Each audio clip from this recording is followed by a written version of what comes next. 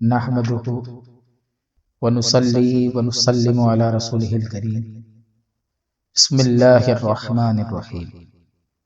سرکار غوث اعظم ارشاد فرماتے ہیں کہ اس کے ساتھ با استقلال رہو۔ سب سے پہلے تو سرکار یہ حکم دیتے ہیں کہ صبر اختیار کرو، اور نفس مطمئنہ کے ساتھ جب آپ صبر اختیار کرو گے تو وہ صبر کا جو ظرف ہے وہ لامحدود ہو جاتا ہے، اور ظرف جب لامحدود ہوا تو قرآن یہ کہہ رہا ہے کہ اللہ صابروں کے ساتھ ہے، ان اللہ مع الصابرین، کہ بے شک اللہ صبر والوں کے ساتھ ہے۔ یعنی جو بھی مصیبت آئے وہ آپ کو افیکٹ نہ کر پائے، کیسی بھی مصیبت ہو آپ کو وہ ڈسٹرب نہیں کر پانا چاہیے۔ ٹھیک ہے، آ گئی کوئی بات نہیں۔ آپ کہیں سفر میں گئے تھے، آپ کی گاڑی کا ٹائر پنچر ہو گیا، کوئی بات نہیں۔ جس فلائٹ سے آنے والے تھے کینسل ہو گئی، کوئی بات نہیں۔ جس ٹرین میں بیٹھنا تھا کسی اور ٹرین میں بیٹھ، کوئی بات نہیں۔ اور اگر اندر ڈسٹرب ہو گیا، جو ڈسٹرب ہو گیا وہی تو بات ہے، جو اندر جو ڈسٹربنس آ گئی وہی تو بات ہے۔ کیوں لانا ہے ڈسٹربنس؟ لانے کی وجہ کیا ہے؟ ٹھیک ہے، نوٹ پرابلم، کوئی بات نہیں۔ لیکن صرف آپ یوں درد جھیل کر ایک کوئی بات نہیں ہے بولو گے، ایک وہ ہے کہ اندر سے کوئی بات ہوگی ہی نہیں۔ ایک تو آپ کو بولنا پڑے گا کہ کوئی بات نہیں، ایک تو وہ ہے کہ کچھ ہوگا ہی نہیں تو کیا بولے کوئی بات نہیں۔ تو یہ اس مقام پہ آ جانا ہے مستقل طور پر کہ کوئی بات نہیں۔ کیا جانا ہے؟ ابتدا میں چھوٹی چھوٹی چیزوں کے لیے آپ کے اندر یہ بات آ جائے گی کوئی بات نہیں، اور ابھی بھی ہوتی ہے، چھوٹی چھوٹی چیز کو کوئی بات نہیں چلا لیتے ہیں۔ ویسے ہی جب بڑی بڑی جو چیز آپ کو افیکٹ کرتی ہے، جو اندر آ کے ٹچ کرتی ہے، اس کے لیے بھی کوئی بات نہیں آ جائے۔ کیا جائے؟ پہلے یہ کہ آپ کو بولنا پڑے کوئی بات نہیں، اور اس کے بعد یہ ہونا چاہیے کہ کوئی بات ہی نہیں ہو تو بولنا کیا پڑے کوئی بات نہیں، پھر تو بولنے کی بھی ضرورت نہیں رہنا چاہیے۔ جب اس کنڈیشن پہ آؤ گے کہ بولنا بھی نہ پڑے تو اب آپ مستقل طور پر صبر کے ساتھ ہوگے، اور جب آپ مستقل طور پر صبر کے ساتھ ہوگے تب صابر کہلاؤ گے، اور صابروں کے ساتھ اللہ ہوتا ہے، صابروں کے ساتھ ان اللہ مع الصابرین۔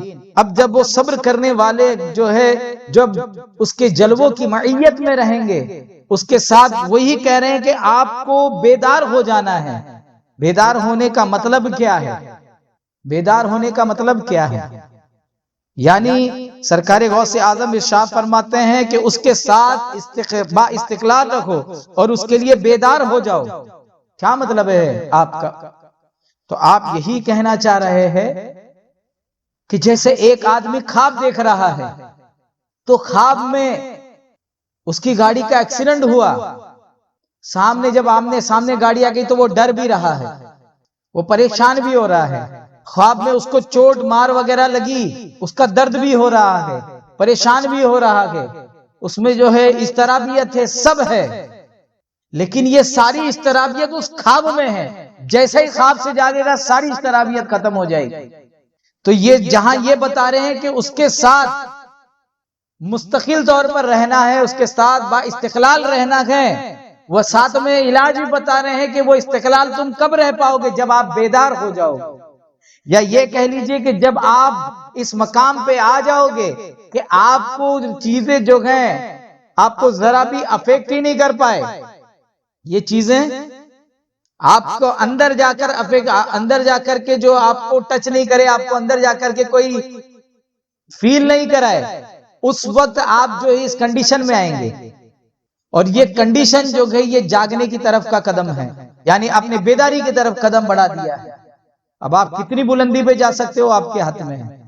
وہی سرکار کہہ رہے ہیں کہ با استقلال رہو، اور اللہ صابروں کے ساتھ ہے، تو صبر کے ساتھ اور اللہ کے ساتھ استقلال یعنی مستقل طور پہ، یعنی اس پہ پرماننٹلی اس کے ساتھ رہو، اور اس کے لیے بیدار ہو جاؤ، اور اس سے غافل مت ہونا۔ اب صبر سے غافل نہیں ہونا ہے، اب صبر سے ہٹنا نہیں ہے تاکہ آپ رب سے بھی غافل نہ ہو۔ جیسے ہی آپ دنیا کی طرف مڑے بے صبرے ہوئے، اور جیسے بے صبر ہوئے رب سے دور ہو گئے، اور جیسے ہی صبر کیے رب سے قریب ہو گئے۔ جیسے ہی اس مقام میں آئے تو کہتے ہیں کہ رب سے غافل مت رہو، اپنے بیدار ہونے کو موت کے بعد کے لیے نہ چھوڑو۔ اب بہت سے لوگ چھوڑ دیے ہیں کہ ٹھیک ہے موت کے بعد، بولے وہ تو حشر میں جو ہے جائیں گے وہاں دیکھ لیں گے، قبر میں دیکھ لیں گے، ہاں جب یہ روح سے تن نکل جائے گی دیکھ لیں گے۔ تو سرکار غوث اعظم فرماتے ہیں کہ اسے موت کے بعد کے لیے نہ چھوڑو، کہ اس وقت بیدار ہونا تم کو فائدہ نہیں پہنچائے گا، مفید نہیں ہوگا، کوئی فائدہ نہیں پہنچائے گا، اس لیے کہ بیدار موت کے وقت تم کو کوئی فائدہ نہیں پہنچائے گا، کیونکہ یہ بیدار ہونا ہی تو زندگی جینا ہے۔ یہ بیدار ہونا ہی زندگی جینے کا ہنر ہے۔ موت کے وقت کیا زندگی جیو گے، وہ تو موت کا وقت ہو گیا، یا موت کے بعد کیا زندگی جیو گے؟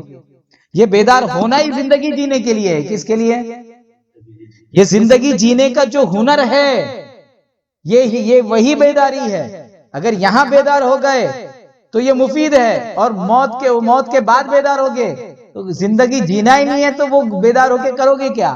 تو پہلے جو بیدار ہونا، پھر یہاں بیدار ہو گئے تو من کانا فی ہذہ اعمی و فی الآخرۃ اعمی، جو یہاں کا اندھا وہ آخرت کا اندھا ہے، اور جو یہاں کا آنکھ والا ہے وہ جو یہاں کا بیدار ہے وہاں بھی بیدار ہوگا۔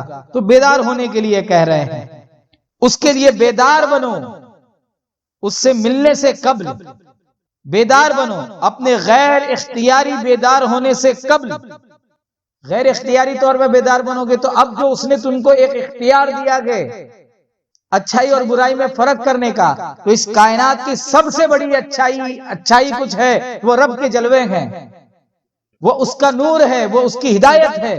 اس کے جلووں کو، اس اچھائی کو چن لو، فرق کر لو، اور اس کے اچھائی کے جلووں میں جو ڈوب جاؤ، اس کے جو ہے جلووں کے سمندر میں ڈوب جاؤ اور بیدار ہو جاؤ۔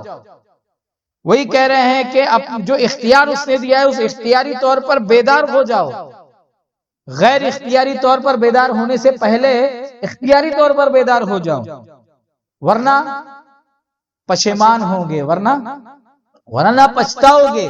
وہ پچھتاوا کیا ہے؟ ٹھیک ہے تو مرنا اور پچھتا کے دیکھ لینا، اور جو وہ پچھتاوے سے نہیں گزرنا چاہتا ہے وہ دیکھ لیں، وہ یہیں جاگ لے، جاگنا ہے جاگ لے افلاک کے سائے تلے، حشر تک سوتا رہے گا خاک کے سائے تلے۔ ایسے کہتے ہیں کہ وہ پشیمان ہوگا، جہاں پشیمان اس کے لیے بہت جو ہے نقصان دہ ہوگا۔ تو بیدار ہونا ہے، بیدار ہونا ہے اس کے ساتھ مستقل طور پر۔ تو یہ بیداری اور یہ مستقل کی کیا سرکار بات کر رہے تھے، اس پر مختصر سی بات کیا۔ مولا ہمیں حقیقی بیداری اور صبر اور مولا کے ساتھ با استقلال رہنے کی توفیق عطا فرمائے۔